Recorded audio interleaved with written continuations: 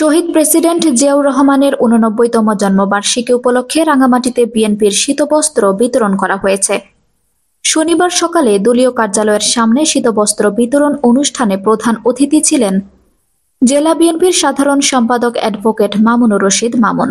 জেলা বিএনপির পক্ষ থেকে জানানো হয়, জেলার ১০ উপজেলার ৫,০০০ শীতার্থীর মাঝে ৫,০০০ শীতবস্ত্র বিতরণ করা হবে। আজ দলীয় কার্যালয় থেকে এই কর্মসূচির উদ্বোধন করা হয়েছে।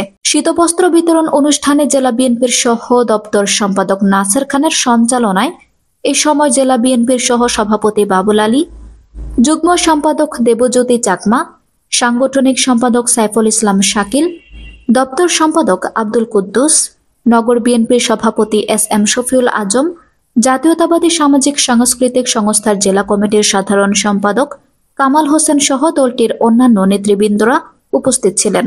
শীতার্ত মানুষেরা এই সময় শীতবস্ত্র পেয়ে বেজায় খুশি হয়েছেন এবং বিএনপির প্রতি কৃতজ্ঞতা প্রকাশ করেছেন। আমাদের কত খুশি লাগতেছে, আনন্দ লাগতেছে, ভালো লাগতেছে।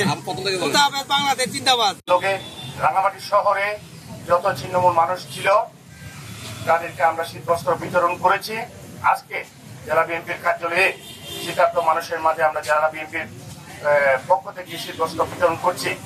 ইতিমধ্যে আপনারা জানেন আমাদের প্রিয় নেত্রী দেশনেত্রী বেগম খালেদা জিয়া অসুস্থ অবস্থায় বাংলাদেশের বাইরে অবস্থান করছেন।